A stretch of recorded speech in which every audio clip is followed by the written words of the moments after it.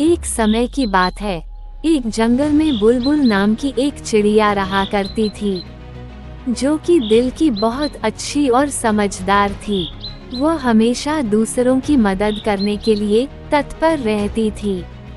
दूसरी तरफ उसी जंगल में कालू नाम का एक कौवा भी रहता था, जो कि बहुत ही घमंडी और मतलबी था। वह कभी किसी की मदद नहीं करता था। एक दिन बुलबुल चिड़िया सोचती है, अभी बारिश का मौसम है, चलती हूँ कुछ खाने पीने का इंतजाम कर लेती हूँ। जंगल से कुछ फल तोड़कर ले आती हूँ, ताकि बारिश में खाना ढूंढने के लिए मुझे बाहर न निकलना पड़े। इतना सोचकर बुलबुल खाना ढूंढने के लिए घर से निकल पड़ती है, लेकिन रास्ते में उसे एक तितली दिखाई देती है, जो कि एक जाल में फंसी हुई थी और वह जाल से निकल नहीं पा रही थी। बुलबुल चिड़िया तितली को देखकर, अरे तितली बहन, तुम इस जाल में कैसे फंस गई? तभी तितली बोलती है, बुलबुल बहन, मैं इधर से उड़ते उड़ते जा ही रही थी कि अचानक मेरे पंख इस जाल में फंस गए।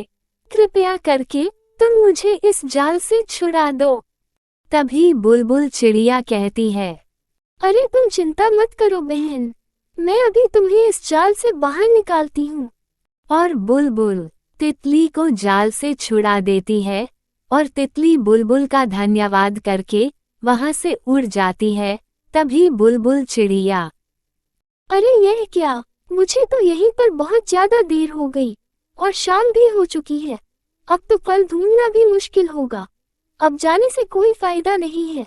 एक काम करती हूँ, अब मैं अपने घर चलती हूँ। कल सुबह ही जाकर अच्छे अच्छे फल ले आऊंगी। वो तो अच्छा हुआ कि मैं इधर से आई और मैंने तितली को देख लिया और उसे आजाद कर दिया। उसके बाद बुलबुल चिड़िया अपने घर चली जाती है, लेकिन रात में ही बहुत तेज बारिश होने लगती है। तेज बारिश के कारण बुलबुल का घर बारिश में बह जाता है। तभी बुलबुल, हे भगवान, ये मेरे साथ क्या हो गया? मेरा घर तो बारिश में बह गया। मुझे रहने के लिए अब घर भी नहीं है। इतनी बारिश में मैं कहाँ रहूंगी? मैं क्या करूँ, मुझे कुछ समझ नहीं आ रहा है।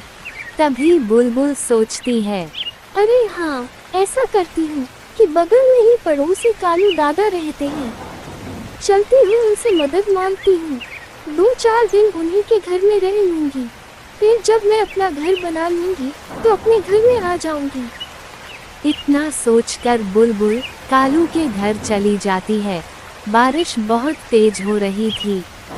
बुलबुल कालू के घर के पास जाकर, कालू दादा, ओ कालू दादा, अरे दरवाजा खोलिए, बारिश बहुत तेज हो रही है। बारिश के कारण मेरा घर पानी में बह गया है, दरवाजा तो खोलिए। कालू कौवा एकदम घमंडी और मतलबी था। वो कभी किसी की मदद नहीं करता था। तभी उसने बोला, देखो बुलबुल, ये दरवाजा नहीं खोल रहा है और मेरे घर में ज्यादा जगह भी नहीं है, तो फिर मैं कहाँ रहूँगा? इस बारिश में मैं कहाँ जाऊँगा? इसलिए तुम जाओ, कहीं और दूसरा जगह देखो। मैं दरवाजा नहीं खोल सकता। इतना सुनकर बुलबुल निराश हो जाती है और वापस अपने घर के पास आ जाती है। उधर कालू कौवा मन ही मन बोलता है, ओह, पता नहीं कहाँ से आ जाते हैं। मेरे घर में ही जगह दिखता है इन लोग को, अपना घर नहीं बना सकते। इधर बुलबुल सोचती है, अब मैं क्या करूं? ये बारिश भी नहीं रुक रही है। बारिश में मैं घर भी नहीं बना सकती और मेरी कोई मदद भी नहीं कर रहा है। मुझे कुछ समझ नहीं आ रहा है, मैं क्या करूं? लगता है इस जंगल में रहना ठीक नहीं है, क्योंकि यहाँ कोई मेरी मदद नहीं कर रहा है। मैं इतनी परेशानी में हूँ, लेकिन कालू कौवे ने मेरी मदद नहीं की। अब मैं इस जंगल में नहीं रहूंगी। जैसे ही बारिश खत्म होगी, कल सुबह ही मैं यहाँ से चली जाऊंगी और कहीं दूसरे जंगल में जाकर बस जाऊंगी। सुबह होते ही बुलबुल दूसरी जंगल में जाने के लिए सोचती है। तभी उसके सामने एक नागिन प्रकट होती है और कहती है, क्या बात है बुलबुल, तुम बहुत परेशान लग रही हो। परेशानी का क्या कारण है, मुझे बताओ। तभी बुलबुल अपना सारा दुख उस नागिन को बताती है। नागिन बुलबुल की बात सुनकर कहती है, तुम चिंता मत करो बुलबुल, तुम बहुत ही नेक दिल हो और तुम लोगों की हमेशा मदद करती हो, इसलिए मैं तुम्हारी मदद के लिए आई हूँ। मैं एक नागिन हूँ, मैं इसी जंगल में रहती हूँ। मैं कोई साधारण नागिन नहीं हूँ, मेरे पास दैविक शक्तियाँ हैं। आज तुम्हें मुसीबत में देखकर मैं तुम्हें कुछ देने आई हूँ। मैं तुम्हें एक जादुई झोपड़ी और कुछ मकई के दाने दे रही हूँ। जादुई झोपड़ी ऐसी है कि चाहे कितना भी आंधी तूफान आ जाए, लेकिन तुम्हारी झोपड़ी को कोई नुकसान नहीं होगा। और मकई के दाने भी जादुई है। इसकी खासियत यह है कि इसके पौधे कुछ ही दिनों में बड़े हो जाएंगे और इसमें दाने लग जाएंगे। इसे ले जाकर तुम अपने खेतों में बो देना। इतना कहकर नागिन वहां से चली जाती है। बुलबुल बहुत ही खुश हो जाती है। मकई के दाने लेकर बुलबुल अपने झोपड़ी में चली जाती है और कल सुबह होते ही खेतों में जाकर मकई के दाने बो देती है और सोचने लगती है। नागिन ने कहा है कि कुछ ही दिनों में मकई में दाने लग जाएंगे। लगता है अब मेरी सारी परेशानी दूर हो जाएगी। रहने के लिए घर भी हो गया और खाने का भी इंतजाम हो जाएगा। लेकिन इतने सारे मकई का मैं करूंगी क्या? मैं तो इसे बाजार में बेच आऊंगी, जिससे मेरे पास बहुत सारे पैसे भी हो जाएंगे। और इतना सोचकर वो अपने झोपड़ी में वापस आ जाती है। कल सुबह होते ही बुलबुल खेत में जाती है। वहां का दृश्य देखकर बुलबुल को अपनी आंखों पे यकीन ही नहीं हो रहा था, क्योंकि वहां मकई के छोटे छोटे पौधे उगे हुए थे। ये देखकर बुलबुल बहुत खुश हो जाती है और कहती है, अरे सच में ये तो एक ही दिन में पौधे उग आए हैं। फिर सोचती है, मुझे तो इसमें पानी भी पटाना होगा। अब मैं इसके अच्छे से ख्याल रखूंगी। लगता है कि मेरी परेशानी अब दूर होने वाली है। बुलबुल खुश हो जाती है। फिर वापस अपने झोपड़ी में आ जाती है। तभी उस रात को बारिश होने लगती है। बुलबुल खुशी से झूम उठती है और कहती है, भगवान की महिमा अपरंपार है। ये देखो, मुझे मकई में पानी पटाना था और भगवान ने खुद ही बारिश करा दी।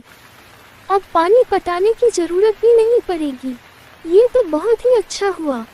अगली ही सुबह बुलबुल मकई देखने के लिए खेत में जाती है।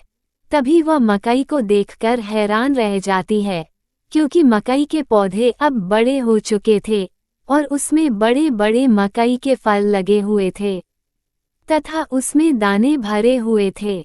ये देखकर बुलबुल बहुत ही खुश हो जाती है और कहती है, अरे वाह, नागिन ने सच ही कहा था। ये तो बहुत ही जल्द मकई में फल लग गए हैं।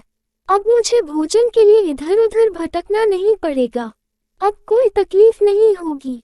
किसी ने सच ही कहा है, कर भला तो हो भला। इधर कालू कौवा भूख से तड़प रहा था। उसे 2 दिनों से खाने को कुछ नहीं मिला था। वो उड़ते उड़ते जंगल की तरफ गया और जंगल में मकई के पौधे देखकर बहुत हैरान हो गया और सोचने लगा, अरे यह क्या, ये तो अजूबा हो गया। जंगल में मकई के पेड़, वो भी इतनी जल्दी, और इतने अच्छे अच्छे दाने। 3 दिन पहले तो यहाँ पर कुछ नहीं था। खैर मुझे क्या, मुझे तो जोरों की भूख लगी है। जल्दी जल्दी पेट भर के खा लेता हूँ। और वह मकई खाने के लिए जैसे ही बैठता है कि बुलबुल वहां पहुंच जाती है और कहती है, कालू दादा, ओ कालू दादा, आप मेरा मकई क्यों खा रहे हैं? मैंने बहुत मेहनत से मकई उगाई है। कृपया करके मकई मत खाइए। अरे बुलबुल बहन, मैंने 2 दिनों से कुछ नहीं खाया है। बारिश के कारण कुछ भी खाने को नहीं मिल रहा है। मैं बहुत भूखा हूँ। मुझ पे दया करो और मुझे मकई खाने दो। मेरी मदद करो, नहीं तो मैं भूखे मर जाऊंगा। तभी बुलबुल चिड़िया को दया आ जाती है और कहती है, ठीक है कालू दादा, अगर ऐसी बात है तो आपको जितनी मकई खानी है पेट भर के खा लीजिए। हमें कोई दिक्कत नहीं है। आप हमारे पड़ोसी हैं। अब पड़ोसी पड़ोसी की मदद नहीं करेगा तो कौन करेगा? अगर किसी भी तरह की कोई मुसीबत आती है तो पड़ोसी का सहयोग करना हमारा धर्म होता है। इसलिए आपका जितना इच्छा करें आप मकई खा लीजिए। बुलबुल की इस बात को सुनकर कालू को बहुत शर्मिंदगी महसूस हुई और उसने बुलबुल से बोला, मुझे माफ कर दो बुलबुल बहन। उस दिन जब बारिश में तुम्हारा घर बह गया था तो मैंने तुम्हें अपने घर में जगह नहीं दी थी। बारिश में तुम बहुत भींगी होगी, तुम्हें बहुत तकलीफ हुई होगी। मुझे ऐसा नहीं करना चाहिए था। मैं बहुत शर्मिंदा हूँ। प्लीज मुझे माफ कर दो।